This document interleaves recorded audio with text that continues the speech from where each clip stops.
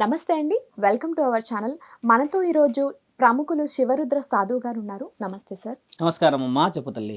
Sir ఇప్పుడు మహా Kumbh Mela start అయింది. మ్మ్. ఇప్పుడు అక్కడికి అఘోరీలు, సాధువులు అంటే ఒక్కరని కాదు ప్రతి ఒక్కరు కూడా వెళ్తున్నారు. మీరు వెళ్ళారా? లేకపోతే మేము వెళ్తున్నాముగా. ఇప్పుడు మీకు ఇంటర్వ్యూ ముందు అదే మాట్లాడుతున్నాం. కొన్ని కారణాల చేత ఆగాల్సి వచ్చింది. సో ఈ మౌని అమావాస్య ఉన్నది కదమ్మా, ఆ సమయానికి చేరుతున్నాం. ఈ కుంభమేళా ప్రత్యేకత ఇప్పుడు చాలామంది ఆసక్తిగా వింటున్నారు. అంతకు ముందుకు ఏమైపోయిందంటే ఇక అదో జాతరలాగా అయిపోయినట్టుగానే ఎన్నో వీడియోస్లో కూడా ఇన్ఫర్మేషన్ ఎక్కువ తీసుకోలేరు చాలామంది. బట్ అక్కడ ఇప్పుడు జరుగుతున్న మహాకుంభమేళ సముదాయాన్ని చూసి, నా సనాతన ధర్మాన్ని చూసి, అంటే మన సనాతన ధర్మం ఋషి పరంపర ఆ గౌరవాన్ని చూసి, ఋషులు, మహారుషులు, సిద్ధయోగులు, యోగులు, జ్ఞానాన్ని మనకు అందించే జ్ఞానాది వేతలు, పీఠాధిపతులు, ధర్మకర్తలు, ధర్మాన్ని కూడా తిరిగి రాయగలిగిన మహా యోధులు, అంటే వీరులు, అలాంటి వారందరూ ఒక దగ్గరికి వచ్చి వాళ్ళలో ఉండే వేషాధారణ, రుద్రాక్షలు, చితాభస్మం, ఇలా శరీర ఆధారణ చూసి అక్కడ చాలామంది వచ్చారు, ప్రత్యేకమైన వాళ్ళు. మనం మాట్లాడాల్సిందల్లా దైవాధీనమైన డిస్కషన్. ఎందుకు ప్రత్యేకత? మహాకుంభమేళ ఇది ఎలా అయింది అనేది ఇప్పుడు తెలుస్తుంది చాలామందికి. ఎందుకంటే ఎందరో ఉంటారు తల్లి ఇంట్లో నుంచి బయటికి రాని వాళ్ళు, ఎందరో ఉంటారు సమాజంలో అంతంత మాత్రమే తిరిగే వాళ్ళు. కొందరు ఉంటారు గుడిల కంటేనే పోతారు, సినిమాలకు రారు వాళ్ళు, షికార్లకు రారు, కానీ గుడిలు అంటే కొంతమంది తిరిగే వాళ్ళు చాలామంది స్త్రీలు ఉన్నారు, పురుషులు ఉన్నారు. అలాగా మహాకుంభమేళ ప్రత్యేకత ఏమిటి అని మీరు అడిగిన ప్రశ్నలో, ఇది మన మానవుల యొక్క పండగ. 144 సంవత్సరాల్లో నీ జీవిత చక్రంలో 3 తరాలకి ఒక్కసారి వచ్చే మహాపండగ. ఈరోజు నేను వెళ్ళాను గంగలో, మునిగాను అక్కడ.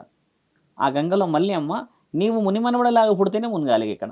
అంటే ఇది 144 ఇయర్స్ చక్రం. నీ కొడుకు కడుపులో నువ్వు ఒకవేళ పుట్టే భాగ్యం ఉంటే ఆ చరిత్ర, లేదు అని అంటే లేదిగా. అంటే ఒక జీవితానికి ఒకటే మేళ ఇప్పుడు జరగబోయే మహాకుంభమేళ.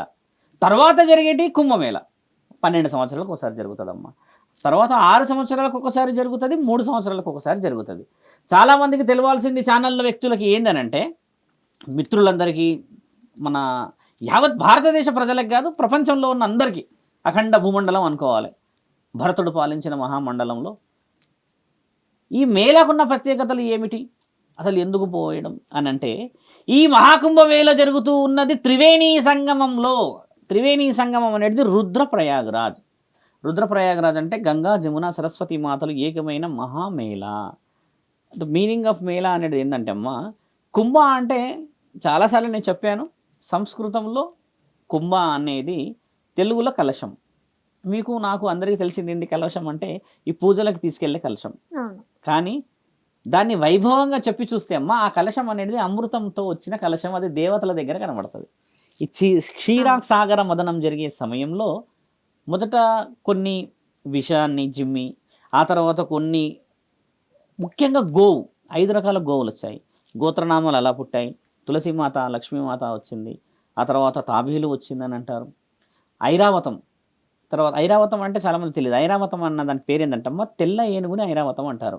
అది రావడం అనేది, తెల్లటి అశ్వం వచ్చిందని చెప్పేసి శాస్త్రాల్లో రాసి ఉన్నాయి మన దగ్గర, పురాణాలలో.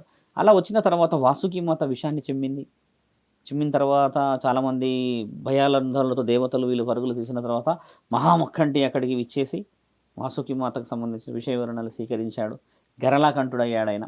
ఇలా కొన్ని వివరణలు మాత్రం చాలా వివరంగా అందరికీ తెలిసినదే. కానీ త్రివేణీ సంగమం ఈసారి 144 ప్రత్యేకత ఏమిటని తెలవడంలో ముఖ్యం ఏంటంటే అమ్మా, 12 సంవత్సరాలకు ఒకసారి జరిగే దాంట్లో కేవలం ఉజ్జయిన్, అలహాబాద్లో మాత్రమే జరుగుతుంది. 6 సంవత్సరాలకు జరిగేది నాసిక్లో జరుగుతుంది. 3 సంవత్సరాలకు ఒకసారి జరిగేది అలహాబాద్లో జరుగుతుంది. ఇట్లా వేస్ ఉన్నాయి.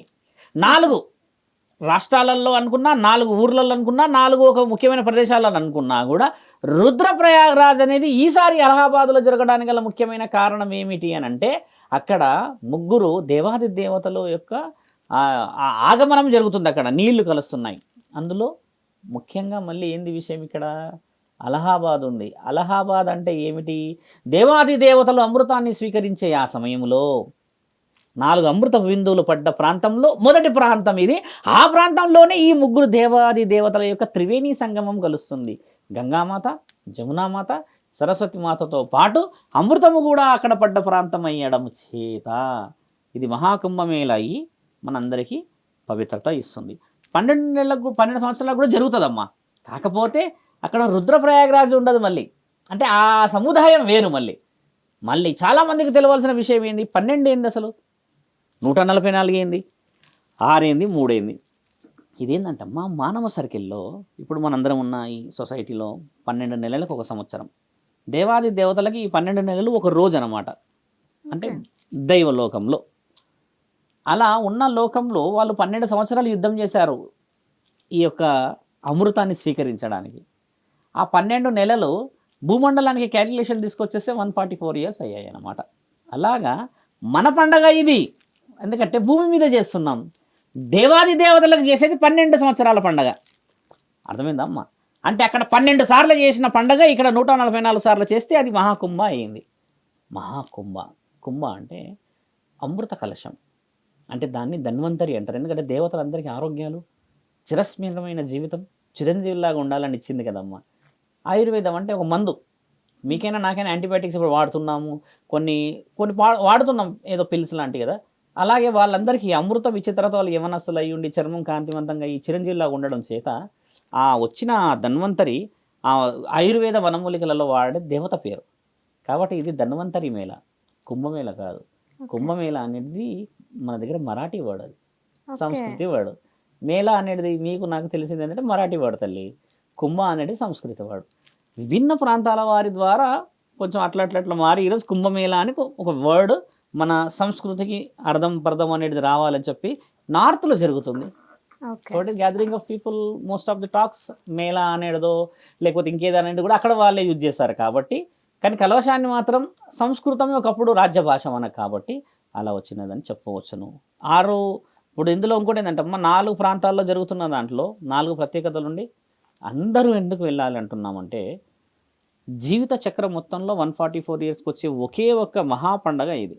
ఇది ఎందుకు వస్తుందంటే అమ్మ పండగ, దసరా వచ్చిందనుకో తల్లి, ఇప్పుడు నెక్స్ట్ మనకు వచ్చేది శివరాత్రి, శివుడి పండగ. పార్వతీమాతకి మనం ఏదో చేసుకొస్తాము, ఆ మంచి చెడు ఏదో చేస్తాం. అలాగా ఏ దేవతకైనా ఒక పండుగ ఉంటుంది కదా. ఇక్కడ నిన్ను నువ్వు ప్రొటెక్ట్ చేసుకునే పండగ ఇది. నీ ఆరోగ్యాన్ని, నీ శరీర రుగ్మతలు, కొన్ని దీర్ఘకాలిక మందులు, నొప్పులు కొన్ని ఉంటాయి, ఇవి వాతం నొప్పులు అని అంటారు మన భాషలో, ముఖ్యంగా తెలంగాణలో. అంటే అలాంటి వాళ్ళకి, మృత్యుగండాలు ఉన్న వాళ్ళకి, అకాలంగా అనారోగ్యాలు పాలైన వాళ్ళకి, దీర్ఘకాలికంగా ఏదో రోగం వచ్చినట్టు ఉంటారు కొంతమంది, కొంచెం మెదడు కూడా అంతంత యాక్టివ్గా లేదంటారు కదా. ఇలాంటి వాళ్ళందరూ పోయి మునగడం చేత దేవాది దేవతలు అమృతం స్వీకరిస్తున్నప్పుడు పడ్డ ఆ 4 ప్రాంతాలే అమృతం. ఈరోజు అలహాబాద్, ఉజ్జయిని, హరిద్వార్, ఈ నాసిక్లో పడ్డ ఆ 4 అమృతపు బిందువులు మనందరికీ ఆరోగ్యాన్ని ఇవ్వడానికి ముఖ్య ఉద్దేశం అది. ఇక్కడ వరకు అమ్మ నువ్వు అన్న కుంభమేళ ప్రత్యేకతలు. రెండవ ప్రత్యేకత అఘోరాలు ఎందుకు వచ్చారు అక్కడికి అసలు, మనం చాలా మంది ఇప్పుడు మనం అఘోరాలు కూడా చూస్తున్నామండి. అంటే కొత్త బాబాలు కూడా పుట్టుకొచ్చారు. ఒకరేమో 20 కిలోల రుద్రాక్షలు నెత్తి మీద పెట్టుకోవడం, ఒకరేమో ఐఐటి బాబా అని చెప్పేసి, కొంతమంది ఏమో స్నేక్స్, పాముల్ని మీదేసుకున్న ఒక బాబా. అంటే చాలా రకాల బాబాలను చూసాం కదా. వీళ్ళందరూ అసలు నిజమంటారా? వీళ్ళలో అసలు సత్యం ఎంతవరకు ఉందంటారు? చాలా బలమైన ప్రశ్న. ఇప్పుడు నెక్స్ట్ వచ్చే పండుగ శివరాత్రి. ఒక పొద్దు ఉంటారు చాలామంది, కొంతమంది ఒక పొద్దు ఉండరు కానీ శివభక్తులే. కొంతమంది ఒక పొద్దు ఉన్న వాళ్ళకి, అంటే నిజంగా ఆకలి ఉన్న వాళ్ళకి అన్నదానం చేస్తారు, కడుపు నిండా తినాలి, శివయ్య నీకు సంవత్సరం మొత్తంలో నేను ఇది కోరుకున్నా అని పెడతారు. కొంతమంది ఏం చేస్తారు, ఎవడన్నా పెడితే తిందాం, నేనంతలో నేను వండుకోకూడదు అని ఒక దీక్షలాగా పడతారు. ఇంకొంతమంది పండ్లే తినాలి అని దీక్ష పడతారు. ఇంకా కొంతమంది దీక్ష ఏముంటుందో తెలుసా అమ్మ, ఎవరైనా సహాయం చేయడానికి వచ్చినా లేదా నా నుంచి ఆశించినా కూడా ధర్మం అయితేనే చేయాలని నియమాలు పెట్టుకుంటారు. ఇప్పుడు ఆ మహాకుంభమేళ గ్యాదరింగ్ ఆఫ్ పీపుల్ అని దాంట్లో మేళానే పెట్టాము. వాళ్ళ అర్హతని మనం అడగడానికి రాదు, అందులో దొంగలు ఉన్నారు. మీరన్న వీళ్ళు దొంగలు కారు, అసలైన సిసలైన దొంగలు ఇంకా బయటికి వెళ్ళలేరు, వాళ్ళది వేరు ఉంటుంది. వాళ్ళు కూడా ఇక్కడ మనం తప్పు పట్టడానికి 2 అర్థాలు ఏంటంటమ్మా, ఎవరైనా కోటి విద్యలు కూటి కోసమే. అంతకుమించి ఆయనను పట్టుకొని నువ్వు బాబావా, నువ్వు దేవుడివా, దొంగవా అనడంలో కొంచెం ఆయన కడుపు మీద కొట్టిన మాట ఒకటి వస్తే, రెండో మాట ద మోస్ట్ వేరియంట్, అంటే చాలా చాలా చాలా సెలబ్రేటెడ్గా చేసుకున్న ఈ తరుణంలో కొంతమంది వచ్చేసి వారి యొక్క కళని చూపించడం అనేది ఈ రుద్రాక్షలు, పాములు, ఒక ఆయన ముళ్ళ మీద పడగొట్టున్నాడు, ఆయన చాలా వివరంగా పడగొట్టున్నాడు. సి మనం గమనించాల్సిన ముఖ్య విషయం ఏంటంటే రుద్రాక్షలు ఆయన 20 కిలోలు మోయగలిగాడంటే ఆయన కఠోర బలం ఎంత ఉన్నదో ఆలోచించమ్మా. 1 కేజీ 2 కేజీసే మనము ఫర్లాంగ్ వరకే మోయగలం. అలాంటిది ఆయన ఒక నియమంతో మోసాడంటే ఆయన కోరిక ఏదైనా బలంగా ఉండవచ్చు అనేది ఒకటి ఆలోచించవలను. ఇంకోటి, ఎవరైతే బరువును పెట్టుకుంటారో అమ్మ నెత్తి మీద అంటే ఏ బరువు అయినా, ఉదాహరణకి ఇది కూడా వేసుకున్నాను నేను, ఇలాంటి వాళ్ళు కదా, ఇలాంటి వాళ్ళ దుస్తులు వేసుకున్నాక కూడా ఒక అర్థంతోనే వేసుకుంటారు. కానీ మీరు ఎక్కడ తప్పు పట్టాలంటే వీళ్ళని, అక్కడికి వచ్చినప్పుడు వాళ్ళ అమ్మాయిలతో ఉన్నారనో, అశ్లీలంగా కనబడ్డారనో, మద్యం సేవిస్తూ కనబడ్డారనో, లేకపోతే నగ్నంగా తిరుగుతూ నువ్వేంది నేనేందని పౌరుషంగా మాట్లాడుతున్నారనో, ఏదో వల్గారిటీ కనబడింది అన్నప్పుడు we can talk about this discussion. నగ్నంగా అఘోరాలు మోస్ట్లీ నగ్నంగానే ఎక్కడా కూడా అఘోరాలు నగ్నంగా ఉండరు. ఉండరా? మరి కొంచెం గమనించి చూడండి, వాళ్ళకి దుస్తులు లంగోటా టైపుది చాలా చిన్నగా ఉంటుంది, అది కనబడదు. ఈ ఈ నడుము ప్రాంతంలో చాలా తెల్ల బట్ట కిందికి చుట్టుకొని ఉంటుంది. అయితే అది ఎందుకు కనబడదంటే చాలామంది తెలుసుకోవాల్సిన అవసరం ఏంటంటే వీళ్ళు రోజుల తరబడి వాళ్ళ గంధము, పసుపు, కుంకుమలు ఇవన్నీ మనం ఎలా రోజుకుంటే ఈ ఫేస్ కాంతి వస్తుందో వాళ్ళు చితాభస్మం రాసుకుంటారు. కాబట్టి ఆ క్లాత్ కూడా అందులోనే కలిసిపోయే అవకాశం ఎక్కువ శాతం ఉంటుంది. ఇప్పుడు కొంతమంది ఉన్నారు మీరు అన్నట్టుగానే దిగంబర అఖాడాలో దుస్తులు వేసుకోరు, అసలు ఏమీ ఉండవు వాళ్ళకి. పుట్టి త్రిశూలం పట్టుకొని తిరగడాలు, బొట్టు పెట్టుకొని ఉంటారు, వాళ్ళ పూజలు, నియమాలు, నిబంధనలు. కానీ అఖాడా దాటి రాకూడదు వాళ్ళు. కొంతమంది ఉన్నారు. మొన్న అఖాడాలలో ఈ మధ్య ఒక వ్యక్తి నాకు ఫోన్ చేసి ఏమంటున్నాడంటే ఢిల్లీ నుంచి, స్వామి మీరు బాగానే మాట్లాడారు, కానీ ఆ అఘోరాలలో ఒక ఫోటో చూసాం మేము, అంటే కొందరు వస్తుంటే వీడియోలు తీశారు కదా, ఒక అతనికి అసలు ఏం లేవు స్వామి అన్నాడు. ఏమి లేనివాడు ఇంకొన్ని నిమిషం తర్వాత కనబడ్డా అని అడిగినాం. అవును, ఆ వీడియోలో 2 minutes తర్వాత ఆయన గారు కనబడలేరు అన్నారు. ఎక్కడ పోయారంటే అదే మరి నిజమైనది. షూట్స్ చేస్తూ ఉంటున్నప్పుడు కొంతమంది మధ్య మధ్యలో వస్తారు, ఇంకొంతమంది ఎలా వస్తారు, నిజమైన వాళ్ళు ఎక్కడ కనబడరు. ఇప్పుడు ఆ వ్యక్తి ముందుకు వచ్చిన తర్వాత మిగతా వాళ్ళు గురువులందరూ ఆయనని మెల్లిగా వెనక్కి తీసుకెళ్లారు.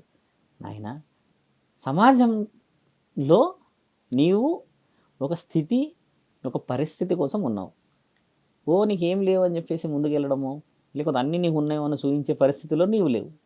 అదే మనం ఘోరం అఘోరం అనే దానికి అర్థం. కాబట్టి కొంచెం నియమాలు ఎక్కువ శాతంగా ఎవరు కనబడలేరు. కొంతమంది కనబడుతున్నారు, తిరుగుతున్నారు, కానీ వాళ్ళు ఇంతవరకు ఎప్పుడు కనబడలేరు కదా. కాబట్టి వాళ్ళ దాంట్లోనే ఉన్నారా, లేకపోతే సపరేట్గా ఏంటంటే మీకు ఫ్లైట్లో కనబడ్డారా కదా. కాబట్టి బాధ ఎక్కడ పడాలంటే వాళ్ళ సముదాయంలో ఉన్నారు వాళ్ళు. That is a unity, that is a ఏమంటే కమ్యూనికేషన్లో ఉన్నారు వాళ్ళు. మీరు అన్నట్టుగా అపార్ట్ ఫ్రమ్ ద డిస్కషన్ వచ్చి సొసైటీకి వచ్చేసి వీళ్ళు ఇలానే ఉంటారు అని ఈ మధ్య కాలంలో కొంతమంది వల్ల మనం చూసాం. That is not accepted. అది ఎప్పటికైనా కుదరదు. మీరు అన్నట్టుగానే దొంగలు ఉన్నారు. ఆ దొంగలు ఎందుకున్నారు ఈ మేళాలో అంటే వాళ్ళని కనిపెట్టి వేరేస్తున్నారు. ఎక్కువ శాతం దొంగల గురించి టాపిక్ అవసరం లేదు, ఎందుకంటే ఎక్కడైనా కూడా రాజ్యంలో, ఇప్పుడు హైదరాబాద్లో లేరా దొంగలు, ఈ విజయనగర కాలనీలో, ఇదేం కాలనీ ఇక్కడ లేరా, అందరూ ఉన్నారు. అలాంటి మేళాల్లో సహజంగా తిరిగేటప్పుడు కొంచెం ఆకతాయిలు ఉంటారు, వాళ్ళని కనిపెట్టుకొని మనం జాగ్రత్త పడాలి. ముఖ్యంగా ఈ బంగారం కొంచెం మంది వేసుకున్న వాళ్ళు, ఈ చెవులకు దుద్దులు ఆడవాళ్ళు పెట్టుకున్నాయి, ఈ చేతుకు ఉంగరాలు పెట్టుకున్నాడు ఎవడో గుంజుకపోడు, బాగా గుర్తుపెట్టుకోండి. ఇట్లా వేలాడేటివి ఉంటేనే గుంజుకపోతారు. అంటే స్త్రీలు కొద్దిగా జాగ్రత్త పడాలి. కొంచెం డబ్బులకు సంబంధించింది ఉంటే అమ్మ సెక్యూర్గా పోవాల్సిన సమయం కాబట్టి కొంచెం లాస్ అవుతూ ఉంటారు. కానీ so we have to talk only positive way. మా కుంభమేళ ప్రత్యేకతలలో ఒక సాఫ్ట్వేర్ వచ్చాడు మీరు అడిగిన ప్రశ్నలు. ఆయన 36 లక్షల జీతం. ఆయన మొహం చూసారా, లేకపోతే ఆయన యొక్క గుణగణాలు చూసారా, ఆయన హైటు, పర్సనాలిటీ చూసారా అనేది పక్కన పెట్టండి. ఆయన విలాసవంతమైన జీవితాన్ని వదిలిపెట్టి వచ్చిండు, అదొకటే చూడాలి. అంటే ఆయన ఒక డ్రగ్ ఎడిక్ట్. డ్రగ్ ఎడిక్ట్ మరి ఎక్కడయ్యాడు? అంటే తన స్త్రీ పక్కన అయ్యాడా, లేకపోతే ఒక మద్యం తాగుతూ కనబడ్డ ఆ బాటిల్ పక్కన అయ్యాడా, గోవా లాంటి, బ్యాంకాక్ లాంటి బీచ్లో కనబడ్డా, మహానీయుడు మహాముఖ్యంటి ఆలయంలో కనబడితే తప్పెలా అవుతుంది నా తల్లి? సురాపానం శివుడే కదా, సేవిస్తున్న చిత్రపటాలు చూస్తున్నాం ఈరోజు, నిన్ను నేను అందరం చూసాంగా. అలా ఎలా తప్పు అవుతుంది? ఆయన అడిగింది ఏంది? Is a drug addicted. పరమాత్ముడి ఆజ్ఞ అది. నువ్వు ఏం ఎడిక్ట్ అయినావు అనేది నా దగ్గర చూపించాను, అక్కడ తెచ్చేసుకున్నాడు ఆయన. కారణ జన్మలు మాత్రమే మహాశివుడి భక్తులు కాగలరమ్మా, గమనించి చూడు. నువ్వు అడుక్కోగలవా రోడ్డు మీద నిలబడి? నేను అడగగలను. ఎవరైనా తిడితే నువ్వు ఏమంటావు? తిడతావు కదా, నేను రివర్స్ కొట్టగలను. ఎందుకంటే మనం చేసే దాంట్లో నిజాయితీ ఉన్నది అన్నప్పుడు ఎవడన్నా అంటే ఇక పడేది లేదు, ఇక పగిలిపోవాల్సిందే చంప. మీరేం చేస్తారు? నువ్వు తప్పు చేసావు, నేను తప్పు చేసావు, ఇద్దరం దొంగలమే అన్నట్టు మాట్లాడుకొస్తారు కదా. నా దగ్గర అలా వర్షన్ ఉండదు. అది శుభభక్తులకి పూనకాలు ఎక్కువ. ఇంకోటి పూనకాలంటే ఏంది మళ్ళీ తప్పు పోయేది కాదు, కోపం ఎక్కువ, న్యాయం అనేది మాట్లాడాలి. అలా ఆ అభయ్ గురించి ఇంకా అక్కడ ఇంకొక అమ్మాయి కూడా వచ్చింది, చూడ్డానికి చాలా చక్కగా ఉన్నది, బాగున్నదని అదేదో ప్రీవియస్ ఇన్స్టాగ్రామ్ రోల్ చేశారు. మనకు హక్కు లేదు, అది అది అగేనిస్ట్ లా. ఆ అమ్మాయి కేసేస్తే మొత్తం అందరు వీపులు విమానాలు మొత్తం మోగుతాయి. ఎవరు మోనాలిసానా? మోనాలిసా కాదు, ఆ మోనాలిసా ప్రసక్తి పక్కన పెట్టేస్తే ఇంకొక అమ్మ ఓకే. మహామండలేశ్వర గురువుగారు ఎంబడి వచ్చింది, ఎర్రగా ఉన్నది అని చెప్పేసి పిల్లి కళ్ళు లాంటిదే ఉండే అమ్మ ఇన్స్టాగ్రామ్లో తీసుకుంటూ వస్తే ప్రీవియస్ తీశారు ఆవిడది. ఇప్పుడు సాధ్విలాగా అయ్యిందని చెప్పారు కదా, ఆమె ఏడ్చింది పాపం, ఇలా అలా చేశారు నానంటే. అది మన హక్కు కాదమ్మా, ఇది మన భారతదేశం, చాలా సర్వ హక్కులు ఇవి. నువ్వు గుడి గోపురాల కోసం మారుతున్న వాళ్ళని తప్పు పట్టకూడదు ఇక్కడ. నీకు అంత దమ్ముంటే హిందుత్వాన్ని వదిలి వేరే మతాల్లోకి వెళుతున్న వాళ్ళని పట్టుకో వెళ్ళి. వాళ్ళని ఎందుకమ్మా, ఆల్రెడీ కుంభమేళకు వచ్చారు, సాధువులు అయ్యారు, కాషాయం బట్టలు ధరించారు, శివుడి ఆలయంలో ఉన్నారు, దేవాది దేవతలు పూజిస్తున్నారు, ధర్మరక్షణలో మేము ఉన్నాము, మా జీవితం ఎంత ఇదైందని చెప్పేసి వచ్చిన వాళ్ళని షూట్ల మీద షూట్లు, వీడియోల మీద వీడియోలు చేసిన మనము నిజంగా ఒక విధంగా చెప్తే భక్తిహీనులం. వాళ్ళు వచ్చారు కదా, ఎన్నో చేశారు, మారిపోయారు కదా. ఏదో పుణ్యం కోసం నదీ స్నానానికి వెళ్ళిన వాళ్ళు ఈ వీడియోలు తీయడం అంటే, వెళ్ళిన వాళ్ళు అసలు భక్తితోనే వెళ్తున్నారంటారా? వాస్తవం. అక్కడ ఎవరైతే మోనాలిసా వచ్చిందమ్మా, కూటి కోసం వచ్చింది. ఇప్పుడు మిగతా అఘోరాలో, దేవాది దేవతలు, మన గురువులు వీళ్ళందరూ వచ్చేసింది మంగళ స్నానాలు, శుభకార్యాలకు సంబంధించిన స్నానాలు చేసుకొని శుభమైన రోజుని అనుభవించడానికి వచ్చారు, అంటే పుణ్యం. కొంతమంది మీరు అన్నట్టుగా కొంచెం రోగనిరోధక శక్తుల గురించో, ఇంకేదైనా విషయ వివరణ గురించో, లేకపోతే ఆరోగ్యాల గురించో ఏదో గురించి అని పోతున్నారు. అంటే అందరు పుణ్యం కోసం వెళ్ళారు కదా. కొంతమంది వ్యాపారం కోసం వెళ్తూ ఉంటారు. అంటే ఇప్పుడు మోనాలిసా ఎగ్జాంపుల్ చెప్తాను. ఆవిడ గారు ఏం చేశారు, కూటి కోసమే వెళ్ళిన తర్వాత అక్కడ రుద్రాక్షలు అమ్మేటప్పుడు ఆవిడ గారి కన్నులు చూసి అక్కడ ఎవరెవరో చేసి స్ప్రెడ్ అయింది. ఇక్కడ మానవులు తెలుసుకోవాల్సిన విషయం, యూట్యూబ్లో కనబడుతున్న వాళ్ళు, ఇప్పుడు మనం తీస్తున్న ఈ వీడియో చూసిన ప్రతి ఒక్కరు చెప్పాల్సింది ఏంటంటే అమ్మ, ఎక్కువ శాతంగా అమ్మాయిని ఎలా అయితే ఇప్పుడు ఫోకస్ చేశామో అలా గురువులను ఫోకస్ చేయలేదు. చూడండి అక్కడ అవును, ఆ పరిస్థితిలో ఉన్నది దేశం. అమ్మాయి కళ్ళు అలా ఉన్నాయి, ఇంకొక అమ్మాయి ఎర్రగా ఉంది, ఇంకో అమ్మాయి జుట్టు భారెడుంది, చూడ్డానికి చక్కగా ఉంది అని చూస్తున్న మన కళ్ళు అసలైన సిసలైన దొంగ కళ్ళు. ఏం చూసి తీస్తున్నారు ఆ వీడియోలు? 1% మాట్లాడితే వీడియో అందగత్తిని చిత్రీకరించడం నిజమైన అందమైన వీడియోగ్రఫీయే, కానీ కింద కామెంట్స్ చూసారు ఎలా ఉంటాయో, ఈవిడ అన్న అలా అని, ఈవిడ ఇలా అని, ఈవిడ అలా అని చెప్పేసి వీళ్ళకి ఆ లోపల ఉన్న వాటిని అన్ని బయటికి తీస్తున్నాం కదా. అలాంటి దుస్థితి చాలా తప్పు. నువ్వు వీడియోలు తీస్తున్నది కూడా దేనికని, నీ కుట్టి కోసమే కదా. ఆవిడ వచ్చింది దేనికోసం, ఆవిడ కుట్టి కోసమే కదా. మరి ఇంతమంది కడుపు కోసమే వచ్చిన వాళ్ళు ఇది ఇక్కడ మర్చిపోవాలని ఎలా మర్చిపోతారమ్మా?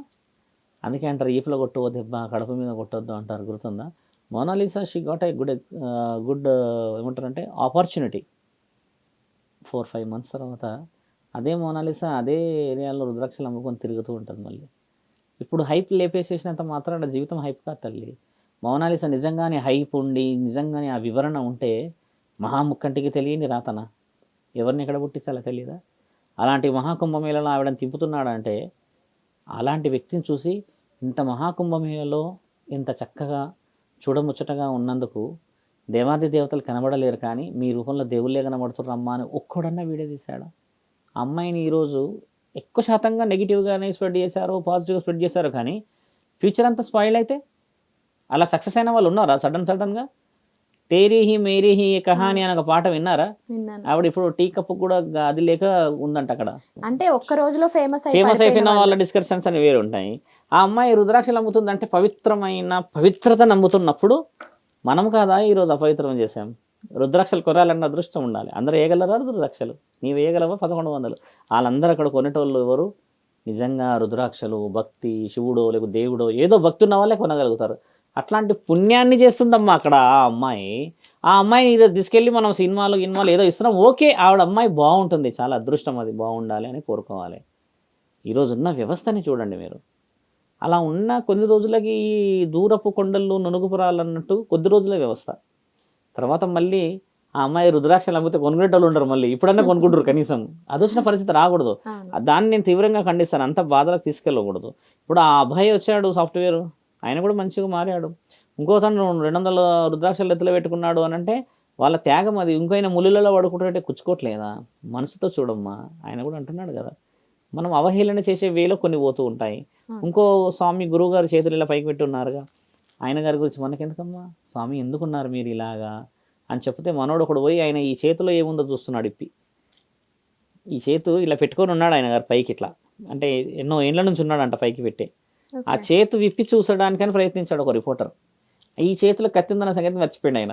ఏసి వీపు మీద కొట్టిండు ఒకటి. కొట్టగా వాడు ఉరుకుడే పెట్టిండు. ఇక ఎంత సిగ్గు అనిపించదా? అవును. నువ్వు షూట్ కోసం పోయావు అన్నప్పుడు స్వామి మీ యొక్క అంతరార్థం ఏమిటి, దైవంలో ఏంది మీరు ఆలోచించారు, మాలాంటి వాళ్ళకి ఏమి చెప్తే మేము మారతామని చెప్పాల్సింది వదిలి ఆయన గురించి చెప్తున్నాడు. ఆప్కే హాత్ మే క్యా హై దిక్కా సక్తే హై క్యా అని చెప్పి అడుగుతున్నాడు. వేసిండు ఒకటి. ఎంత అపవిత్రమైన మాటలు జరుగుతున్నాయి అక్కడ. ఇలాంటి వాళ్ళని రానియద్దు అక్కడ. ఆ యోగి ఆదిత్యనాథ్ గారు వింటే ఇలా కొన్ని విషయాలు ఖండించాలి ఆయన గారు కూడా. ఎందుకంటే పవిత్రమైన ప్లేస్లోకి వెళ్ళేసి ఎన్నో డిస్కషన్ నెగిటివిటీగా రావడం ఎందుకమ్మా? ఇప్పుడు నేను ఎంతమంది చెప్తున్నా స్నానాలు ఆచరించాలి, వెళ్ళి మందరం బాగుండాలి అని చెప్పి మనం పరిగెత్తుతుంటే ఈ క్రౌడ్ ఎక్కువ శాతం అయిపోయి నిజంగా ఆ గంగా స్నానాలు దొరకక ఎన్నో కుటుంబాలు ఉండిపోయినాయి ఇప్పుడు అక్కడ దూరంగా. ఇప్పుడు నీకంటే ఉడుకు రక్తం పరిగెత్తుతావమ్మా, కెమెరా కాకపోతే నువ్వు ఏరోప్లేన్ అయినా పట్టుకొని పోతావు. వాళ్ళకి ముసలి వాళ్ళు, చిన్నపిల్లలు తీసుకొని వచ్చిన ఆడవాళ్ళు, ముఖ్యంగా ఆడవాళ్ళు ఏం కావాలి అక్కడ? అందరూ జీన్సులు టీషర్ట్ల మీద రావట్లేదుగా ఆడవాళ్ళు. సాంప్రదాయకరమైన చీరలు, సాంప్రదాయకరమైన దుస్తులు వేసుకొచ్చిన వాళ్ళు మరి నీలాగా పరిగెత్తలేరు కదా వాళ్ళు. మరి వీళ్ళందరికీ గౌరవం అవసరం లేదా? నువ్వు ఇలాంటి పనుల కోసం మోనాలసే మీద ఫోకస్ పెట్టే బదులు నా ఆడపిల్లలు ఎక్కడ పోతున్నారు, నా కుటుంబం నుంచి భారతదేశం నుంచి అందరిని కలుసుకుంటున్న ఇంత పెద్ద గొప్ప చరిత్రకి ఎలా నాంది పలుకుతున్నారు అని చెప్పేస్తే ఎంత బాగుంటుందో. ఒక గురువుగారు ఏమంటున్నారు తెలుసా, ఫోటో దిగంగానే ఫోటో పక్కన పెట్టని చెప్పి తిట్టి ఏమన్నాడు తెలుసా, మంచి గట్టిగా ఇచ్చాడు ఆయన గారు. పైలా సాధు దిక్తే హి ఆప్ ఆశీర్వాద్ లీజియే అని అడిగిండు ఆయన. ఇంకా నీకు ఏదైనా దానమో లేకపోతే ఏదైనా సహాయం చేయాలనుకుంటే ఆ సహాయం చేయి, అంతేకాని ఏ ఫోటో క్యా హే ఆప్కు శరం నీ ఆతా అని అడిగింది. అంటే తెలుసా, సిగ్గు అనిపించట్లేదా? మేము ఎప్పుడన్నా బయటకు వస్తామా? మీరు ఎన్నెన్ని వేలు ఖర్చు పెట్టి ఇక్కడ దాకా వచ్చారు, మేము అందరం వచ్చాం కాబట్టి ఇక్కడ కనబడ్డాం కదా. మళ్ళీ మీరు మమ్మల్ని కలవాలంటే మేము ఎక్కడెక్కడ అఖాడాలలో ఉంటాం, ఇంత కొండ ప్రాంతాలలో ఉంటాం, మళ్ళీ మేము దిగడానికి సంవత్సరాలు పడుతుంది. మేము అందరం వచ్చినప్పుడు మా దగ్గర నుంచి మంచి పనులు చేసుకోండి రా మూర్ఖులారా అని అంటే సెల్ఫీలు. ఏం సెల్ఫీలమ్మా? వాళ్ళు చెప్పిన వర్షన్ వినండి. వాళ్ళు నిజమైన వాళ్ళు బాధ చెప్తున్నారు. వాళ్ళు ఎంత మండలేశ్వర్లు పెద్ద పెద్ద అధికారులు వచ్చారు అక్కడికి, ఎన్నో చేస్తున్నారు అని అన్న విషయం చూస్తే 40 కోట్ల మందికి ఎన్నో జాగ్రత్తలు ఇస్తే మనం చేసే పని చూసారా? అక్కడ నెగిటివ్ అనేది ఎక్కువ కనపడేలా చేయకూడదమ్మా. ఇదే వచ్చింది ఇప్పుడు ఈ యుగంలో కానీ ఎక్కడైనా సరే. ఇప్పుడు మీరు నన్ను అడుగుతున్న ప్రశ్నలు ఏంటంటే సెల్ఫ్గా అందరూ అడుక్కుంటే, ఒకరినొకరు తెలుసుకుంటే ఎంత బాగా అనిపిస్తుందా మేళ, అవునా కదా? ఇప్పుడు మీరు అన్నట్టు అఘోరాలు ఎక్కడా లేనంత మంది ఈ కుంభమేళాలో ఒక్కసారిగా వస్తారు, మళ్ళీ సడన్గా మాయమైపోతారు. వాళ్ళు అసలు వెళ్ళేటప్పుడు ఏమైనా క్యాప్చర్ చేద్దామన్నా కూడా వాళ్ళు కనిపించరు. అలా ఎలా వెళ్ళిపోతారంటారు అసలు వాళ్ళు ఎందుకని అసలు బయట ఎవ్వరికి కూడా కనిపించరు? యాక్చువల్లీ ఏమవుతుందంటే అమ్మా, భూతద్దాలు ఉంటాయి మన దగ్గర. You know the lens of camera almost మనం 1 కిలోమీటర్ వరకు కవర్ చేయొచ్చు. అది నాట్ ఈవెన్ కాదు, 1 కిలోమీటర్ వరకు కూడా పోదు. ఇది ఒకవేళ జూమ్ చేసిన 1 కిలోమీటర్ 2 కిలోమీటర్స్ తర్వాత కనబడకపోతే మనం ఏం చేస్తాము, దానికి కావాల్సిన మైక్రో లెన్సెస్ ఏదో పెట్టుకొని వెళ్తాం కదా. అఘోరాలు కూడా ఆఫ్టర్ సర్టెన్ కిలోమీటర్స్ నీ యొక్క కళ్ళు ఏదైతే ఉంటాయో ఈ ఐస్ 1.5 కిలోమీటర్ 2 కిలోమీటర్ డిస్టెన్స్లో దూరంగా వాళ్ళు వెళ్ళిపోయిన తర్వాత వాళ్ళు నీ కనురెప్పలని మాయాజాలంతో కప్పేస్తారు. ఇది మన దగ్గర ఎక్కడుంది తెలుసా? బాగా గమనించి చూడాలి. మాయాబజార్ సినిమాలో ఉంది ఈ లైవ్ ఎగ్జాంపుల్, గుర్తుందా? అభిమన్యుడిని అలా యొక్క సుభద్రామాత చూయిస్తుంటుంది. అభిమన్యుడు వస్తున్నాడా చూడండి, చూడరా ఇందులో అని చెప్పి ఇట్లా అన్నప్పుడు, శత్రువు వస్తున్నాడా చూడండి అన్నప్పుడు హిడింబి మాత చూస్తుంటుంది. హిడింబి ఎవరు? ఆయన పేరు పాండవులలో పెద్దవాడితోని ఆవిడ రాక్షస రూపం ఉండి ఆయనను మోహించి ఘటోత్కచుని కంటది. వాళ్ళు చూస్తారు అందులో. ఇప్పుడు మీరు కమండి యూట్యూబ్ కొట్టి చూడండి, అందులో ఎవరో శత్రువుడు వస్తున్నాడు రా చూడండి రా అని అన్నప్పుడు అందులో కనబడుతుంది దుర్బిని. అంటే దూరపు టెక్నాలజీ కదా అది, అంటే మైక్రో టెక్నాలజీ కదా. వీళ్ళు వాడేది కూడా అదే నానో టెక్నాలజీ. ఇక్కడ వాళ్ళు ఏం చేస్తారంటే మీ ఐస్ని మాయాజాలం చేయగలుగుతారు. దానివల్ల వచ్చింది మన ఐస్ ఎంతవరకు చూడగలుగుతాయమ్మా? కెమెరా అంటే వీ కెన్ జూమ్ ఇట్ అన్నది 1 కిలోమీటర్కి, కానీ నీ కళ్ళు 1 కిలోమీటర్ చూడగలుగుతాయా అంటున్నాను. వాళ్ళు నీకు 1 కిలోమీటర్ తర్వాత నీ యొక్క ఐస్ వాళ్ళని కనబడలాకుండా చేయడానికి గల ఒక ముఖ్యమైన శక్తి నానో టెక్నాలజీ. మాయాజాలం చేసే హక్కు వాళ్ళకు ఉంది. ఎందుకు ఉంది స్వామి అంటే, వాళ్ళు కొండ ప్రాంతాల్లో ఉంటారో, గుట్ట ప్రాంతాల్లో ఉంటారో, కొండ చరికల్లో ఉంటారో, చెట్ల కింద ఉంటారో తెలియదు కదా. మన వాళ్ళు కనబడితే అందులో కూడా పోతారు. ఇది వచ్చిన సమస్య. స్వామి మా ఆయన నన్ను ఈ ప్రాంత విమానం మొత్తము ఇస్తున్నాడు అని ఆయన ఉన్న గుహలో కూడా పోతాడు. అవును. అక్కడ కూడా చెప్తారు, ఈ సమస్యలన్నీ వదిలిపెట్టేసేసి జీవితం పరమాత్ముడికి అప్పచెప్పి వాళ్ళు సమాజం బాగుండాలని పూజలు చేస్తూ ఉంటే మన వాళ్ళు అక్కడికి వెళ్ళి కూడా ఆయనని అది చేస్తారు. ఇప్పుడు అలాగా ఎక్కువ మంది అయ్యారు, కానీ ఒకప్పుడు అలా లేరు. ఒకప్పుడు వివరాలు చాలా గొప్పగా ఉండేలే అమ్మ. ఇప్పుడు చాలామంది సాధువులు పురోహితులు అందరూ జాతకాలు చూసుకుంటూ వస్తున్నారు. ఒకప్పుడు అలా లేరు కదా. ఒక వ్యక్తి అక్కడ కనబడ్డాడంటే ఆయన నీడబడినా చాలు అనుకునే వాళ్ళు పుణ్యమే. ఇప్పుడు అడుగడుగున అయిపోయారు కదా చాలామంది. ఎంతమంది లేరు కాబట్టి వాళ్ళ ప్రత్యేకత తగ్గలేదు చూడండి. ఇక్కడ అదొకటే నికాసు. ఇంతవరకు అఘోరాలది ఆ యొక్క ఏమంటారు పౌరుషత్వం తగ్గలేదు చూడమ్మా. అది తగ్గదు కూడా. శివభక్తులు అంటాం మరి మాటల ఎంత పౌరుషంగా ఉంటారు, ఎంత గౌరవంగా ఉంటారు కదా నాగసాధువులు అఘోరాలు అందరూ. మీరు అన్నట్టుగా నానో టెక్నాలజీ అనేది లేకపోతే ఈరోజు నీ చేతిలో ఆండ్రాయిడ్ ఉండకపోయేది తల్లి. అది కనిపెట్టబడింది కూడా మానవుల చేతనే కదా. మరి మానవుడికి ఒక థాట్ ఎక్కడి నుంచి వచ్చింది? మరి మన దగ్గర థాట్ ఎక్కడి నుంచి వచ్చింది? అది ఆలోచించాల్సిన విషయం. ఒక యాంకర్గా మీరు ఏంటంటే మహాభారత యుద్ధం నుంచి వచ్చింది. మహాభారత యుద్ధంలో ఉన్న ఎన్ని టెక్నాలజీస్ వాడారు గుర్తుంది కదా. ఆకాశంలో ఒక బాణాన్ని వేస్తే పలు విధాలుగా అయినట్టుగా మనకు చిత్రాల్లో చూపించారు. మరొకప్పుడు రియల్గా ఎన్ని చేసి ఉండవచ్చు వాళ్ళు. 18 రోజులు ఆకాశంలో జరిగిన మహాయుద్ధమో మహాభారత యుద్ధమో ఎన్నెన్నెన్నెన్ని చిత్ర విచిత్రమైన విషయ వివరణలు మనకు అందించారు. అంటే టెక్నాలజీని చూసి గమనించి మనం మాట్లాడితే అప్పటి గుర్తులే ఈరోజు పురాతనమైన గుడులు కదమ్మా. చూస్తాం కొన్ని ఎలా కట్టారు స్వామి అని అంటాం కదా. మరి అంత టెక్నాలజీ ఉన్నప్పుడు ఈ మొబైల్ కూడా మన జ్ఞాన సంపత్తితో పుట్టింది. అది దానివల్ల మనం పుట్టలే. చాలామంది ఇప్పుడు యూట్యూబ్లో పిల్లలు చూస్తూ ఉంటారు, ఆరోగ్యం దెబ్బతింటుంది కదా. దాన్ని అవాయిడ్ చేయడం చాలా సేఫ్ అంటారు. అలా అఘోరాలు ఏంటంటే వాళ్ళని ఎంబడించకూడదని మన కన్నుల్లోకి మాయాజాలం చేయగలుగుతారు. దాన్ని ఏమంటారంటే కనికట్టు అంటారు. కంటిని కనిపెట్టకుండా మూయడం కనికట్టు. కళ్ళు మూసాడైంది అని అనుకోకండి, చూపిస్తున్నా అంటే మీరు కొంత డిస్టెన్స్ తర్వాత చూడలేరు వాళ్ళని. మళ్ళీ ఇంకో విషయం ఏంటంటే లైవ్గా ఉన్నాం కూడా చెప్తున్నాము, చూడాలి అనుకుంటే భూతద్దం వెళ్తే కనబడతారు. భూతద్దం తీసుకెళ్ళి పెడితే కనబడతారు. ఒక అఘోరాన్ని వాళ్ళని వెంటనే వెంటాడనియడమ్మా, నీ కెమెరాలు పొలగొట్టేస్తారు. వాళ్ళనంతా ఇప్పుడు వాళ్ళని డిస్టర్బ్ చేయొద్దు. సార్ ఇప్పుడు అసలే హిందుత్వం నుంచి మత మార్పిడిలు అనేవి చాలా మట్టుకు జరిగిపోతున్నాయి. వీటికి తోడు అన్నట్టుగా ఇప్పుడు ఎవరో నాకు ఎల్లమ్మ తల్లి వస్తుందని సౌందర్య అనే ఒక అమ్మాయి, ఆ నాగరాణి అనే ఒక అమ్మాయి నేను పూర్వజన్మలో నాగదేవతని, ఇప్పుడు నేను నాగదేవతని, నాకు గుడి కట్టండి అని అంటే కెమెరాల్లో ఇంటర్వ్యూల ముందు షిగాలు ఊగేసి ఈ నానా రచ్చా చేస్తున్నారు. ఇవన్నీ చూసి కూడా హిందుత్వం మీద చాలా మందికి విలువ అనేది తగ్గిపోతుంది కదా. వీళ్ళందరి మీద మీ అభిప్రాయం ఏంటి? వీళ్ళని అసలు ఎలా మార్చాలి? మనమే మార్చాలి. దానికి మీరు సహకరించాలి. అంటే ఛానల్ వాళ్ళు, అక్కడ కూర్చున్న వాళ్ళు నలుగురు సహకరించాలి. చాలామంది నిజమైన సహాయం కోసం ఎదురు చూస్తూ ఉంటారు. ఏదన్నా ఈ అమ్మవారు ఏదైనా మంచి చేస్తుందేమో, ఏదైనా మాకు బాగా జరుగుతుందేమో అని కొందరు ఉన్నారమ్మా మాతృమూర్తులు. ఇంట్లో మన నాన్నలే ఉంటారుగా, నిజంగా వస్తారండి అసలు మాట వినాల్సింది ఏంటంటే దేవాది దేవతల శరీరాన్ని పూనేంత పుణ్యము మానవ శరీరానికి రాకూడదని కోరాలి. ఎందుకంటే మహాన్విత్వమైన ఆ శక్తి సర్వం ఆమెలోనే దాచిపెట్టుకున్న ఆ సర్వస్వం మన శరీరంలోకి వస్తే ఈ శరీరం తట్టుకోగలదా? ఇప్పుడు ఎక్కడైనా చూడండి, ఒక దేవత గర్భం దాల్చి పుట్టింది అనేది ఎక్కడ ఉండదు. రేర్ కేసెస్లో మనం ఉంటాం. ఏ పుస్తకాల్లో చూడండి పుట్టిందా అంటారే కానీ గర్భం దాల్చి 9 నెలలు ప్రసవ నొప్పులతో పుట్టింది అని అన్నారు.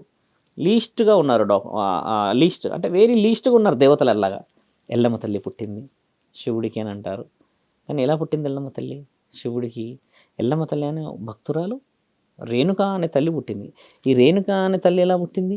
శివుడు నడుచుకుంటూ పోతూ పోతూ పోతూ పోతూ ఉంటే శివుడి యొక్క చేతు స్పర్శ ఒక సర్పానికి తగిలి, అంటే వాసుకి మానసాదేవి అంటారు, ఆవిడకి తగిలి ఆవిడ ఒక పుట్టలో పుట్టి ఆ పుట్టలో నుంచి పుట్టిందంట. మళ్ళీ పార్వతీమాత తండ్రి నడుచుకుంటూ పోతూ ఉంటే నీ స్పర్శ తగిలినందుకు నేను పుట్టాను, నన్నే పట్టుకొట్టలేరే, నన్ను కనిపెడతలేరే అని తండ్రిని పిలుస్తుందంట. పిలిచినప్పుడు తండ్రి తల్లి ఇద్దరు రా అని చెప్పి ఎంత పిలిచినా రాకపోతే తల్లి ఇలా ఈ ఏమంటారమ్మా ఇలా వేసుకుంటారు ఆడవాళ్ళకి సైడ్ వేస్తారుగా కొంగు ఇలా వేసి ఆ కొంగు తడిపి రామ్మ అది ఇదని అంటే అమ్మ పార్వతీమాత ప్రేమ చూసి అమ్మ వచ్చి అందులో నుంచి మానసాదేవి వచ్చి అంటే రేణుకామాత యొక్క పేరు అలా వచ్చి పడుకున్నదంట. అమ్మ ఆలన పాలన చూసుకుందంట అంటారు. ఇప్పుడు ఇక్కడ దేవతలోకి దేవుడు ఎక్కడ పుట్టాడు అంటే ఇక్కడ ఒక శక్తిని పరమాత్ముడు సృష్టించుకోగలిగిండు కదా. అలాగా అంతటి శక్తులకి మానవ శరీరం ఎక్కడ ఉపయోగపడుతుంది అంటే జ్ఞాన సంపదకు ఉపయోగపడుతుంది. ఎలాగా? ముఖ్యమైన విషయం, వాక్కు చెప్పేటప్పుడు ఉపయోగపడుతుంది. వాక్ ఎలాగ చెప్తారు? అనుభవం ద్వారా చెప్తారు. ఎలా అనుభవం ద్వారా చెప్తారు? వాకు పెద్దలు చెప్పిన మాట ఎట్లుంటుంది, ఎక్స్పీరియన్స్ ద్వారా ఏమి జరగబోతుందో అని చెప్తారు. అలా నీ నాలుక ద్వారా నిజాలు పలికించగలుగుతుంది. ఇప్పుడు దీనికి ఏ విధమైన వైవిధ్యమైన విద్యలు కావాల్సిన అవసరం లేదు. నీ జన్మ పుణ్యమైనదా కాదా, నువ్వు ఏ ఆది బీజము, ఏ జన్మలో నువ్వు ఏ పుణ్యము ఈ అమ్మకి బాకీ ఉన్నావు అంటారు. అంటే మన దగ్గర చూస్తే రుణాలు ఉన్నావు అంటారు కదా, ఆ రుణంలో ఉన్న వారికి మాత్రమే ఆ రుణం ఒకటి. అయితే మీరు అన్నట్టుగా శరీరాన్ని ఎలా ఆవహిస్తుంది స్వామి, శరీరాన్ని ఎలా పూనుతుంది అని అంటే అమ్మ, ఇవి పూనకం వేరు, మీరు అన్నట్టుగా సిగం వేరు, శరీరం దేవత తీసుకోవడం వేరు. ఎలా ఉంటుందంటే ఇందులో ఈ ఐస్ ఉన్నాయి కదా, ఐస్కి మధ్యలో ఆత్మ కొలువై ఉంటుందని విన్నారు ఎప్పుడన్నా మీరు? విన్నాను. సైన్స్లో కూడా ఉంది ఇది. కొంచెం కిందికి వస్తే అమ్మ 2 కళ్ళు, ఆ కళ్ళు చాలా పెద్దగా ఉంటాయి, కొందరి చూడ్డానికి చాలా బ్రాడ్గా ఉన్నాయి అన్నారు. లైజ్ ఎగ్జాంపుల్ మోనాలిసా, ఐస్ ఎఫెక్ట్. కిందికి వస్తే ఈ నాలుక, అంటే మాట, మర్యాద, మంచి స్పష్టమైన వర్డ్స్, దుర్భాషలు ఆడుకుంటూ మాట్లాడి ఇవి కొన్ని అంటవచ్చు. ఇలాంటి పైనుంచి మాత్రమే అమ్మగారి యొక్క అవగాహన కలుగుతుంది. అది ఎలా కలుగుతుంది తెలుసా అమ్మ? నీవు ఒక కారణ జన్మరాలే, ఒక కారణం చేత ఒక కారణం చేయాలని పుట్టినప్పుడు ఆ అమ్మాయి నేను చూసుకోగలుగుతుంది శరీరం మీదకి. కానీ ఆ అమ్మ ఒక నియమాలు, ఒక నిబంధనలతోని మాత్రమే నిర్ణయాలను చెప్పగలుగుతుంది. అమ్మకి కూడా సర్వ అధికారాలు నీ మీద ఉన్నా నిన్ను కాపాడుకోవడమే చాలా ముఖ్యమైనది. ఇక్కడ ఎందుకు కాపాడుకోవాలి నిన్నమ్మ అంటే, దృష్టులు ఉంటారుగా క్షుద్ర పూజలు చేసేవాళ్ళు, మనం చాలా చూసాం. మంచి ఎగ్జాంపుల్, మంచి ప్రశ్న అడిగావమ్మా. మనం యూత్ అందరికి అర్థమయ్యేలా చెప్తాను. అమ్మోరు సినిమా చూశారుగా మీరు? చూశాను. బొట్టు పెట్టమ్మా అంటాడు కళ్ళు చిదంబరం గారు. పెట్టదు బొట్టు. కానీ ఈయన గారు ఎవరైతే ఉన్నారో, ఎవరు ఈ విలన్ అని పేరు ఏదో ఉంది, ఆ గుండ్రెడ్డి ఏం చేస్తాడంటే, రామిరెడ్డి చేతబడి చేసి ఎవరిని ఆవహించుకోవాలని చూస్తాడంటే సౌందర్య ఆ అమ్మని శారీరకముగా వాడుకోవాలని చూసినప్పుడు నిన్ను అంటే వాడు చేసిన ఏమంటారంటే చెడు ఆలోచన, దుర్బుద్ధిని తల్లి ఆపుతుంటుంది. అంటే అమ్మకి తోడై వస్తుంది. ఒకసారి బిడ్డను ఆపాలి, బిడ్డ వాడి వ్యూహంలో ఏదో అయిపోతుంది, ఆమెను చెడు చేసేస్తున్నారు, ఆవిడ కన్య కాదనో లేకపోతే ఇంకేదో రుజువు చేస్తున్నారని అమ్మ పలు విధాలుగా తాపత్రయపడి తపనబడి ఏదో విధంగా అవమానాలు పడుతుంది. కానీ ఆమెను ఎక్కడికి కూడా ఆవిడ దాటనీయదు గీత. అంటే మొత్తానికి రక్షిస్తుంది కదా, కాపాడుతుంది. ఇక్కడ కూడా సేమ్ అదే దేవతల పరిస్థితి. బిడ్డలని బయటపడనీయదమ్మా ఎప్పుడు కూడా. ఎంత మంచి లాజిక్ ఇది. ఏ దేవత బిడ్డల్ని బయటపడనీయదు. ఎక్కడ పడనిస్తుంది అంటే మా ఉత్తమమైన మేళాల్లో. మన పండుగ బలంగా చేసేది బాగా గమనించి చూడండి, ఆంధ్రాలో కానీ తెలంగాణ కానీ దసరా బాగా బలంగా తెలంగాణలో అంటే బోనాలు సూపర్గా చేస్తారు. సంక్రాంతి అంటే అది హడావిడి, అది వేరు. కానీ వైవిధ్యముగా మొత్తంగా చేసే పండుగలలో ఈ 2 పండుగలు బాగా కనబడతాయి. ఎందుకంటే అలంకరణలు బాగుంటాయి స్త్రీలకు. ఇలాంటి విషయాల్లో అందరితో పాటు ఆమె పొలిమేరల శక్తి గీయగలదు. ఎందుకంటే పంచభూతాల శక్తి ఆ పెత్తర అమావాస్యకి పడిపోతుంది. అలా అమావాస్యకు ఒక పెద్ద అమావాస్య అని పేరుందిగా మనకి. అట్లా ఒక నియమాలతోనే సృష్టి గీయబడుతుంది, ఒక గీత. ఆ గీతలోకి దుష్టశక్తులు రావు. ఇక్కడ ఒక విషయం గమనించాలి. ఆ సినిమా ఎగ్జాంపుల్ నేను ఎందుకు చెప్పానంటే, ఒక దేవత ఎంత తాపత్రయపడుతుంది చూడాలి ఒక బిడ్డని కాపాడుకోవడానికి అని అంటే, ఇక్కడున్న బిడ్డల పరిస్థితి ఏంది? ఇప్పుడు ఆవిడే వచ్చేస్తుందని సిగాలు ఊగుతున్నారు, సినిమాలాగా చేసినట్టుగా ఇక్కడ చేస్తున్నారు, షూట్లో చేస్తున్నారు. అపవిత్రమా కాదా ఇది? ఇది మన దగ్గర లేదు కదా. నేను తప్పు పడుతున్నది కూడా ఎక్కడ అలా లేదు. తల్లిది ఒక నియమం దాటి ఉంటుంది ఆవిడ. ఒక నియమం లోపే ఉండాలి. మనము కడప లోపే, మన గుడి లోపే, మన పొలిమేర లోపే కొన్ని బంధనాలని మనము పూర్వీకుల నుంచి తీసుకొచ్చున్న గ్రంథాలు మనయన్నీ. ఇవన్నీ రుజువు చేయబడ్డాయి కదా. ఇక్కడ మీరు నేను అబ్నార్మల్గా ఎక్కడ మాట్లాడతలే. ఎగ్జాంపుల్ చెప్పింది కూడా అది అర్థం కావాలి వీళ్ళకని. ఆ తర్వాత లాస్ట్ ఎండ్లో ఆఖరికి నిజమైన అమ్మని ఈమె, నేను నమ్మను అని లాస్ట్ నమ్మినాక వచ్చిన తర్వాత ఈవిడ పిలిస్తేనే వచ్చి వాడు తల తీసేస్తాడు. అంటే ఇక్కడ తెలుసుకోవాల్సిన విషయం కూడా ఏంటంటే, ఒక తల్లి నువ్వు చూసినా నువ్వు చూడకపోయినా, పూజించకపోయినా ఆ అమ్మ నేను కాపాడుతూనే ఉంటుందమ్మా. ఆవిడ నీ దగ్గర నుంచి ఎక్స్పెక్ట్ చేసేది ఏంటి తెలుసా? ప్రేమ, నీతి, నిజాయితీ, స్పష్టత. ఇదొక్కటే కదా కలియుగంలో కూడా కావాల్సింది అంటారు. ఏ యుగంలో అయినా కూడా అమ్మ ఈ రోజుల్లో కొంచెం లోపించినాయి అవి. అమ్మ శరీరం మీదకి వచ్చింది ఎల్లమ్మ తల్లి, నువ్వు రాదక్క అంటే వస్తుందక్క అని చెప్తే ఇదేంది ఏందో వంటలక్క పాటలు ఆటలు అయినట్టు అయిపోయిందిగా. అలాంటి వారిని మీలాంటి వాళ్ళు అరికట్టొచ్చు కదా. ఎందుకు అరగట్టలేము మరి? ఇప్పుడు ఆవిడ జరిగింది పని అదే కదా. ఇప్పుడు జరిగింది ఏంది మరి అక్కడ? అవును, I'm ready to give a police complaint again if repeat again, if it is comes again అమ్మా అలాంటిది వస్తే నేను రెడీగా ఉన్నాను, చట్టపరంగా పోవడానికి రెడీగా ఉన్నా. హైకోర్టు ఏ కోర్టులో అయినా నేను పోతా. ఎందుకంటే నమ్మకంతో ఉన్న నా తల్లిని మూఢనమ్మకంలా చేయకూడదు. అవును. గ్రామదేవతల్లో దేవాది దేవతలను పోని వాళ్ళు ఎన్నో గొప్ప విషయాలు చెప్పి గ్రామాలను కాపాడడానికి వాళ్ళుంటే అర్థం పర్థం లేని మీరు చేసి విలువలను కోల్పోయేలా చేస్తున్నారు. శివశక్తులు ఉన్నారుగా బహు ఉత్తమంగా, జోగిని వ్యవస్థ ఉందిగా బహు ఉత్తమముగా, మరి వాళ్ళందరూ ఎందుకు బోనాలు చక్కగా ఒక అంగరంగ వైభవంగానే ఎత్తుతున్నారు?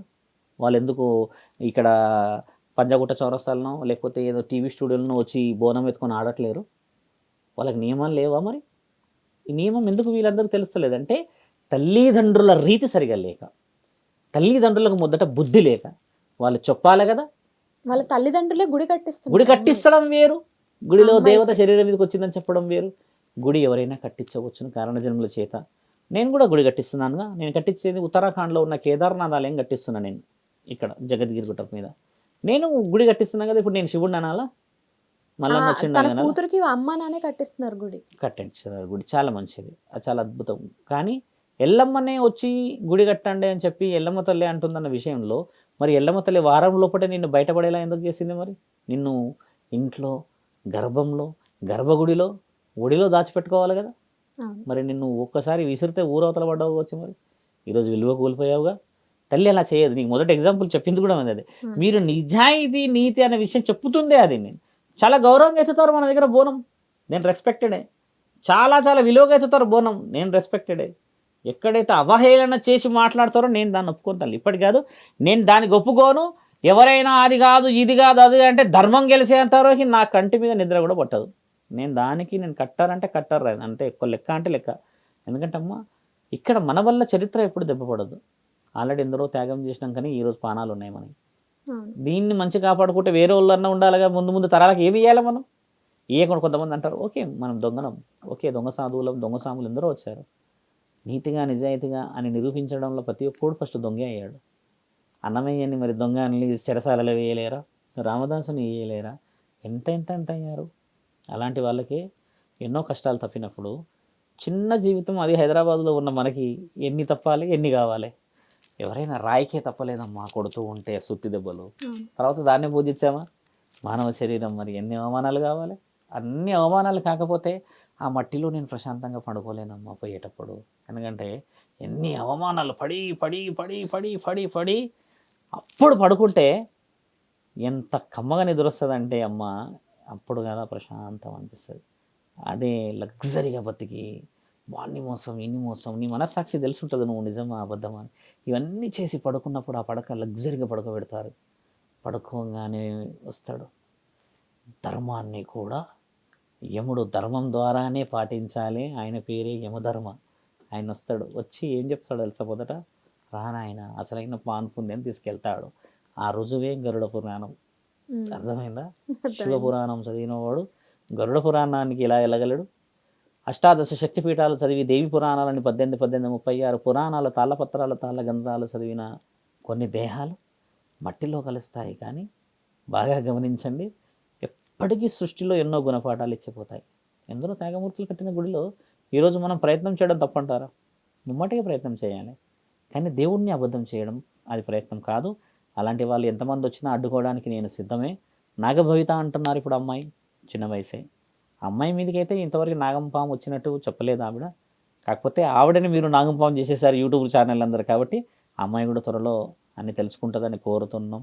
మంచిగా అయిపోవాలి ఆ అమ్మాయి, ఈ సౌందర్య అమ్మ కూడా మంచిగా అయిపోవాలి. వాళ్ళు భక్తిలో లీనమైపోవాలమ్మా. గురు శిక్షణ తర్వాత గురుబోధన చాలా ముఖ్యమైనది ఇలాంటి విషయాల్లో. అవగాహన లోపితమైన పనులు చేసి మీరు అన్నట్టుగా మనల్ని వేరే మతస్థులో లేకపోతే వేరే కులస్తులో మీరు ఇంతే అన్న పరిస్థితి రాకూడదు. ఇప్పుడు పాట వచ్చింది మీకు లైవ్ ఎగ్జాంపుల్ చెప్తాము, చెప్పకూడదు పాప ఆయన ఫీల్ అవుతాడేవో. పర్లేదు చెప్పండి. అదేం పాట ఉన్న తల్లి, అదేదో పాట వచ్చింది, కోయారే కోయోనో పాట కూడా వచ్చింది కదా. ఆయన చాలా బహు ఉత్తమంగా పాడాడు కదా. దాని మీద ఎంత నెగిటివ్గా వాడుతుందో చూసారా. ఆడవాళ్ళు ఇక్కడ వరకు డ్రెస్సులు వేసుకొని ఆడుతున్నారు ఆ పాట మీద. అంటే ఇప్పుడు ఆ పాట ఆయన మా నాన్న మా యొక్క చిన్న చిన్న వర్గాలను కాపాడడానికి నేను పాడిన ఈ పాట ఇన్నేళ్ళకి నాకు గుర్తుకొచ్చిందని ఆయన ఏడుస్తున్నాడు. మన వాళ్ళేమో బాత్రూంలో డప్పు కొట్టు కూడా వాడుతారు పాట. చూసారా ఎలా ఉందో. ఒకరి యొక్క జీవితం ఇంకొకరికి అవహేళన అయిపోయిందమ్మా. అలాంటిది దేవత జీవితం మన మీదకి వస్తుందని అనుకోకూడదు. మన జీవితమే దేవతకు అంకితం కదమ్మా. అలా కొన్ని ధర్మమైన పనులు చేయడానికి ముందుకెళ్దాం. ఇంకొకటండి, ఇప్పుడు తిరుమలలో మొన్న వైకుంఠ ఏకాదశి రోజు టికెట్ల కోసం గొడవ జరిగితే 7 చనిపోయారు.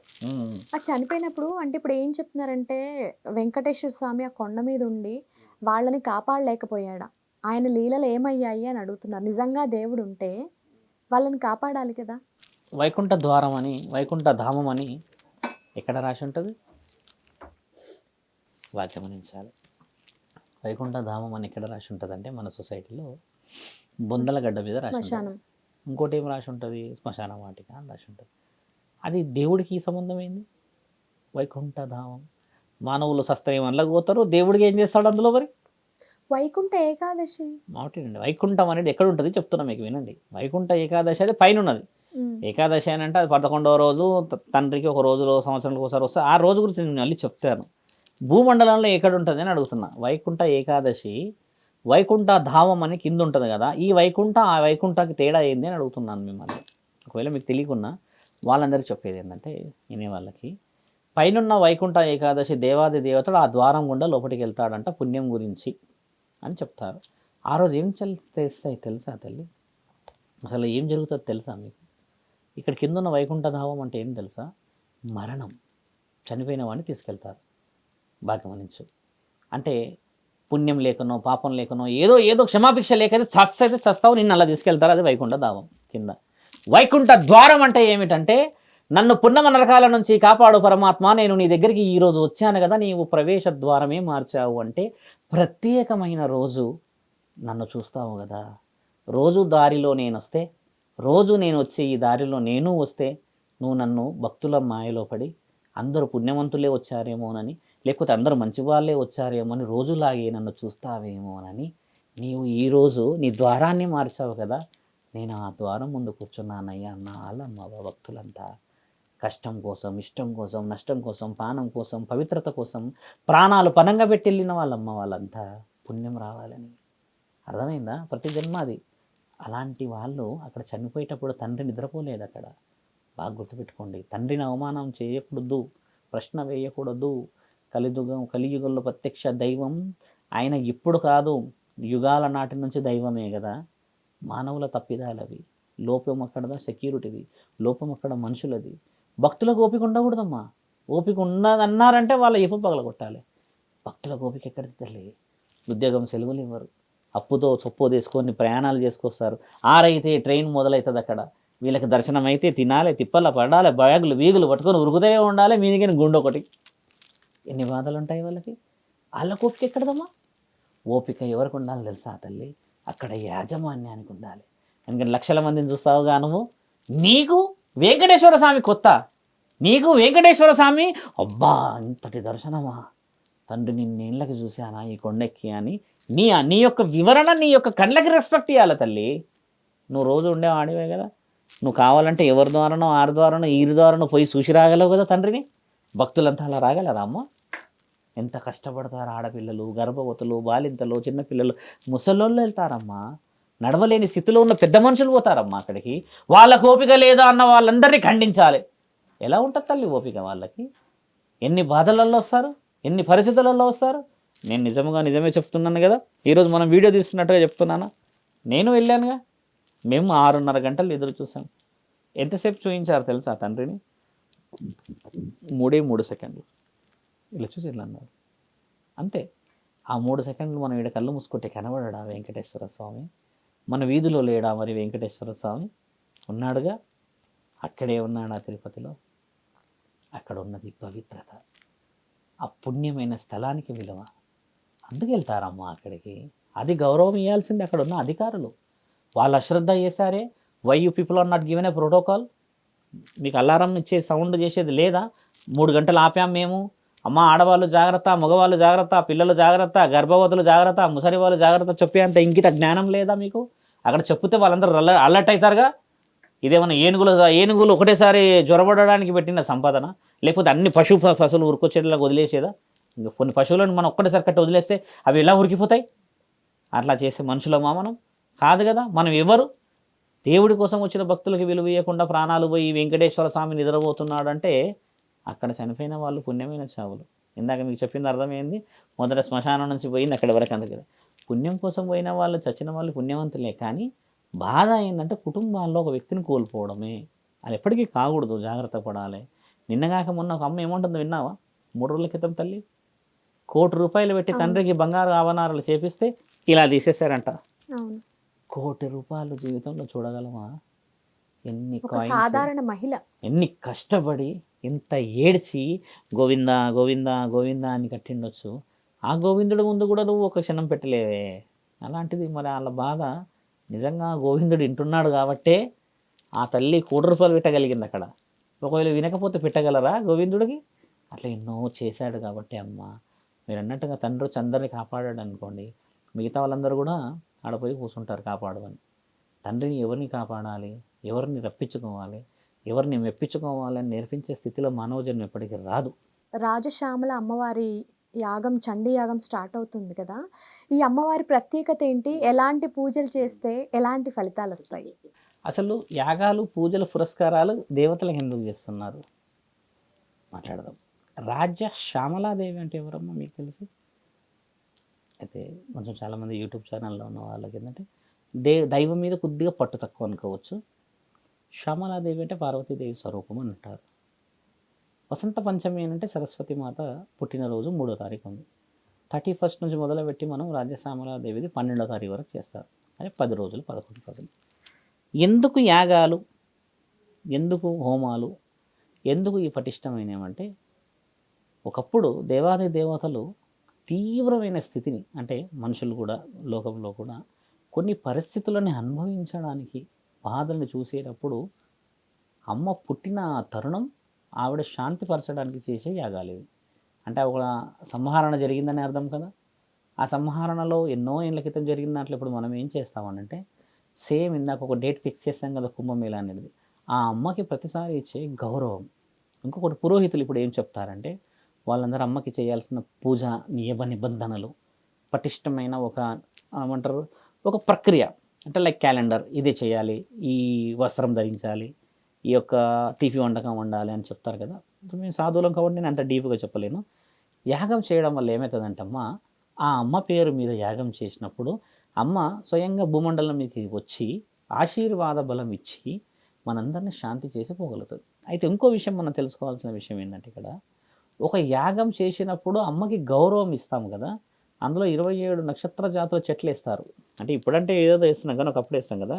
దానివల్ల ఏమవుతుందంటమ్మా, మనుషులు కాపాడుకునే ఒక దేవత వచ్చి ఆ 11 రోజులు మళ్ళీ పవిత్రత పెట్టి వెళ్తుంది. 11 రోజులు అయిపోయినాక నెక్స్ట్ టైం ఫెస్టివల్ ఉందమ్మా, పౌర్ణమి అని. పౌర్ణమి ఉంది. పౌర్ణమి అయిపోగానే శివరాత్రి ఉంది. అంటే మీరు బాగా గమనించండి, ఒక నెలలో 2 పండుగలు ఉంటాయి మనకి. ఒక దేవత వచ్చిందని ఒకటి ఉంటుంది, ఇంకా రెగ్యులర్గా దసరా, దీపావళి లాంటి పండుగలు ఒకటి, ఇంకా ఇట్లాంటి యాగాలు, కుంభమేళాలు లాంటివి వస్తాయి కదా. దీనికి అంతా అర్థం ఏంటంటే పూర్వం ఒక మాట ఉండే, ఒక పూట తిని 3 పూటల భక్తి, అంటే స్నానాలు చేసి భక్తి చేయాలని.